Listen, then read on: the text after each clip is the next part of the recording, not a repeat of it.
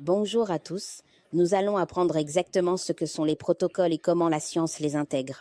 Il est fondamental de comprendre cela et de savoir pourquoi utiliser un protocole, à quoi il peut servir. Comprendre comment il a été développé et quelles sont les conclusions scientifiques qui le soutiennent est essentiel pour l'utiliser de manière responsable. Alors, qu'est-ce qu'un protocole?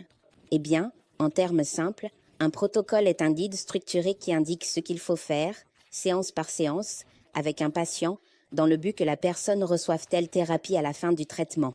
Il existe des protocoles pour divers diagnostics, même dans le DSM. Consultez le module des protocoles, vous trouverez plusieurs considérations.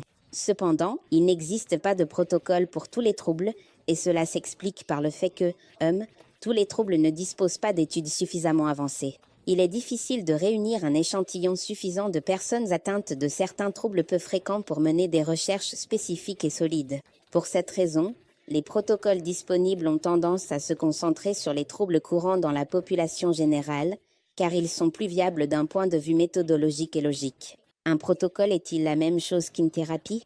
C'est un point fondamental qui doit être clair dès le départ. La thérapie cognitive, ou TCC, est l'approche qui bénéficie actuellement du plus grand soutien empirique, et cela s'explique par le fait qu'elle a financé des recherches scientifiques et développé des protocoles pour différents diagnostics. Cependant, cela ne signifie pas que les protocoles sont exclusifs à la TCC, ni que cette approche est la seule capable d'en générer. Tout modèle thérapeutique pourrait être développé, des protocoles élaborés sans contact avec la structure scientifique et l'engagement nécessaire pour le faire. Que considérez-vous comme un protocole bien construit? Eh bien, un protocole développé scientifiquement prend en compte 3 piliers fondamentaux, les meilleures preuves scientifiques possibles, n'est-ce pas? L'évolution scientifique du professionnel et le contexte des préférences du patient. Un protocole n'est donc pas un manuel rigide, mais une recette inflexible. Ça ne transforme pas, mais ça transforme le thérapeute en une figure mécanique et ça ne peut pas arriver. Les protocoles sont-ils rigides? Il existe une idée fausse selon laquelle l'utilisation du protocole implique la réalisation d'un traitement de manière robotique, mais cette croyance découle généralement d'une compréhension superficielle et mal informée. Donc, ce protocole ne devrait pas suivre une forme rigide, mais une forme flexible, vous savez? Le protocole agit comme un guide et oriente, comme une structure pour innover, en adaptant le contenu à la vie du patient, en étant sensible à la culture, à l'histoire des préférences, flexible quant à la fréquence et à la durée, ainsi qu'aux séances également. Comment construit-on scientifiquement un protocole? Eh bien, la construction d'un protocole scientifique repose sur un modèle élargi, reconnu, la pyramide de la pratique fondée sur des preuves.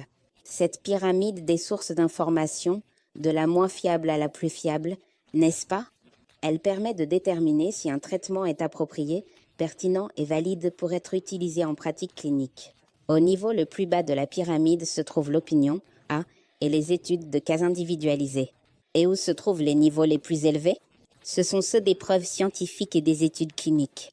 Comme il s'agit de quelque chose de flexible, comment vas-tu traiter un patient qui présente, par exemple, plusieurs comorbidités? Il faut aller du point le plus important au point le moins important. Donc, on commence par le problème le plus grave ou le plus urgent, puis on descend, n'est-ce pas? Utiliser le jugement clinique pour décider de l'ordre des interventions. Comprendre que le DSM n'est pas seulement un modèle diagnostique plus précis, d'accord? Il est important d'évaluer quel système génère le plus de souffrance et d'interférences émotionnelles. Il faut donc faire preuve d'un peu de flexibilité. Où trouver de bons protocoles? Eh bien, l'APA est une division 12, l'American Psychological Association, ils ont de nombreuses divisions. Vous avez donc un moyen d'identifier, de résumer et de recommander des traitements basés sur des preuves académiques, n'est-ce pas?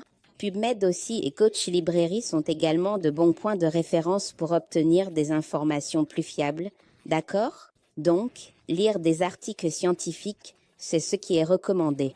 Ici, nous allons vous fournir beaucoup d'informations basées sur des articles pour vous.